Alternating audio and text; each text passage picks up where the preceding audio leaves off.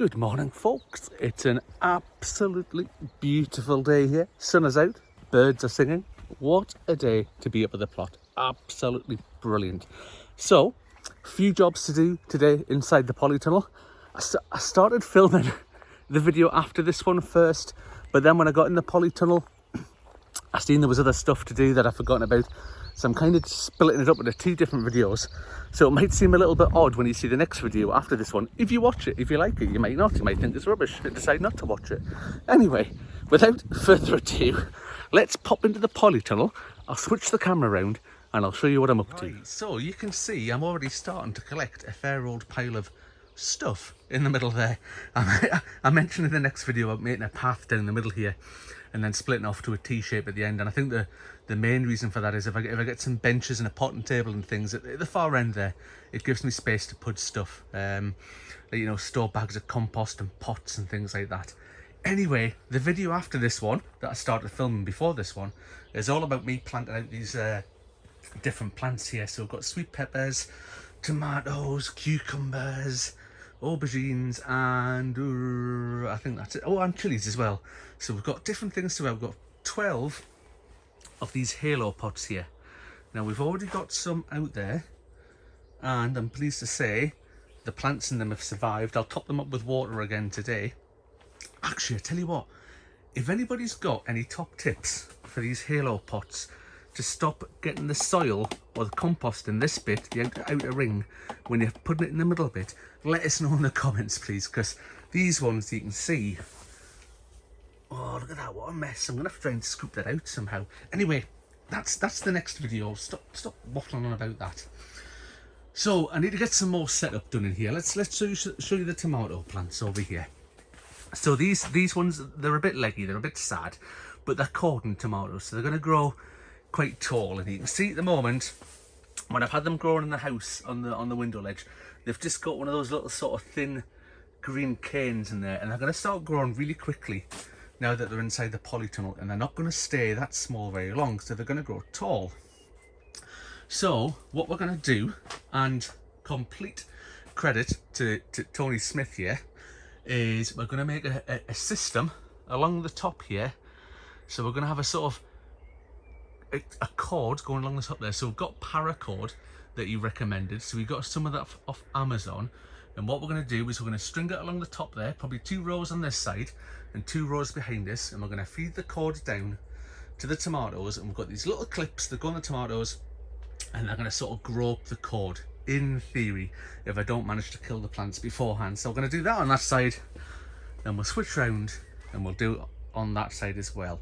So we'll have 2 tracks either side with a cord coming down, and we'll get the plants growing up that, and it saves, you know, I've got to show you these here. These are, they're either 6 or 7 foot canes, right? And I put them in here because the shed up the other end is tiny, and I thought, great, when the Polytunnel's done, I can get some stuff in here, make some space and get in and about the shed. And I'm really paranoid about having canes in here in case I jab that. I mean, that's drum tight. So if I jab that with a cane, I'm paranoid that the cane's gonna go through it. Anyway, that's me waffling on about all sorts of, oh, hey, tell you what. One more thing that we're gonna do today. Let's see if I can find it. Here it is. Oh, right, we've got some of this. So you might remember the last time, it's not as bad the day when it was warmer, but look, there's one there. Can you see it there? Right? There's loads of little fly things. I think that's like a little baby daddy long legs in here. And I said to people in the comments, you know, there's something else up there flying about. You probably can't see it from here. How do you keep the flies out? How do you stop them? And they said, get some of this yellow sticky paper. People use it in greenhouses and polytunnels. So we've got some of that, and we're going to get that set up today as well. Anyway, right, enough of me spraffing on. I'll get you on the tripod, and I'll show you what we're doing with this cord and how we're going to get it set up. Back with you in just a jiffy. So it's getting so hot in here, the sunglasses are away and the hat's on just to protect my head, because I just have to look at the sun and I burn. So I've got the hat on, better to be safe than sorry and turn out bright red. Anyway, what we're going to do here, paracord, right? So this is paracord, comes in lots of jazzy colours. I've gone for blue. This is 50 metres of 2mm paracord, and apparently can hold 198 pounds. So I'm sure it's capable of holding a few tomatoes if I actually manage to grow any. But yeah, this it wasn't very expensive, a few quid off Amazon, and I'm going to get it strung up certainly across here. I'm just going to probably, because this is the first time I'm doing it, I'm just looking at this. Ideally I would use this bar on the side here, but the cover's right up against it, so I don't want to tie the string up and around that and pushing up against the cover, because that's, you can hear that's absolutely drum tight on there. So there's a bit of a gap at the end here, so I'll tie my old Boy Scout knot around there, and I'm just going to come out at a slight angle and tie it around the storm stay. Then we'll drop the cords down onto the tomatoes like that, and as if by magic in my pocket I've got one of these little plastic doodads, and you can see the idea is the cord goes in there, that clips round the stem of the tomato plant and hooks underneath the bottom leaves, and it provides tension and enough strength in there to hold the tomato plant when it's got fruit on it. So I've managed to clip that in. I have to see if I can unclip it now. I didn't mean to do that. I've got that trapped. So these clips are effective. We can say that for certain. Tell you what, I'll be back with you in just a jiffy once I've figured this out. Ah, there we go. That took less time than I thought. Right. First things first then. Let's get this tied up here in this corner. So using my Boy Scout skills from many years ago, let's we'll not hold that, and that'll make life a bit easier. Tie that, and we'll just tie a reef knot in there, and that should be strong enough to hold that. So we'll pull that across here. Oh, let's find the knife will do. I was looking for the scissors. There we go. Right. Bring that out about here.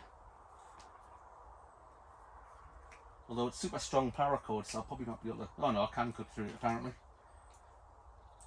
Right, so I want this to be quite tight. So let's put that through there. Alright. Same again at this end. Oh, I've lost all the tension in that. I have. Right, let's give that another shot. Right. That around there. That in there. Well, there we go, that's just the job, that. Keep my finger on that. Right, there we go. Right, I think that's just about perfect. So, next job on the list, from here down to here, that's maybe a little bit long. Maybe it's a bit short. I'd rather just do them a little bit too long than too short. Right, let's get a wee bit more of this.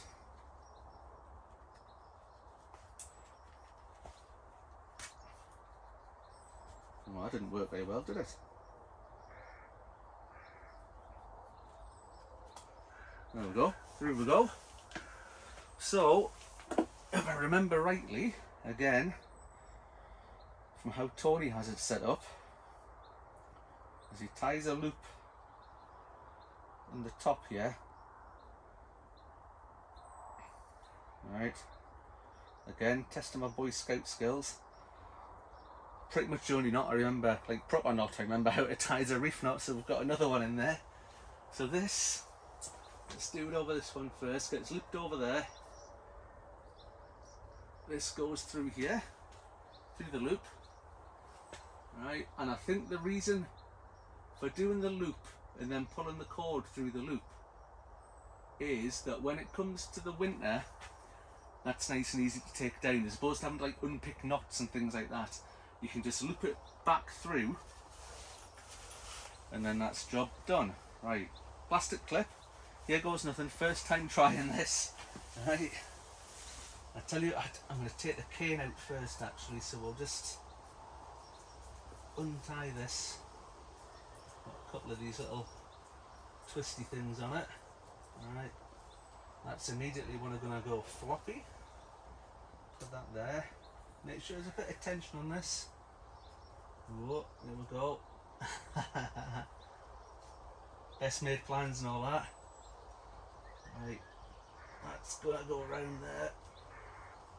This would have been easier with 2 people.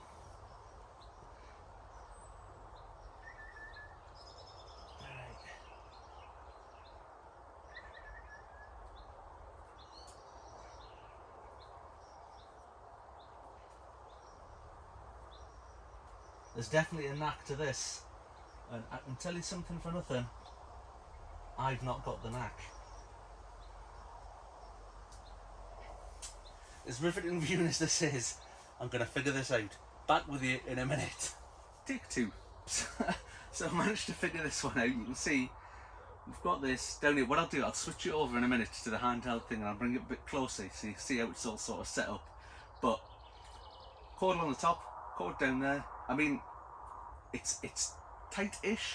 It's not so tight that I'm going to be playing some sort of tune on it, like a double bass or something, but it's tight enough that it's going to be able to support the plant. So the knack, let me come right up here. The knack is to, you see there's a little plastic bit there and one there, and just get the cord trapped right in there with that on the other side of it. So now that I've done one and I'm a pro, let me show you first time how this one's gonna work. So, cord down here. There you go. First mistake is I've not taken the little cane out. So out it comes. These tomato plants actually were a bit leggy. I've been growing them on the windowsill at home, and they've been battling for light a bit. So what I did before I put them in the halos is they've been stripped right down to these bottom. The bottom branches were taken off, so about 2 or 3 branches at the bottom, and I've got them in really deep in the bottom of these. So let's take this out, and the little extra little tag on this one for some reason. There we go. It's going to go like that. So first time this time. Here we go. Let's bring it down the front, not down the back, and it makes it a bit easier. So we're going to trap the cord in that little gap there that I showed you. Get it behind those little sort of plastic teeth things. It's just a little bit more slack, I think.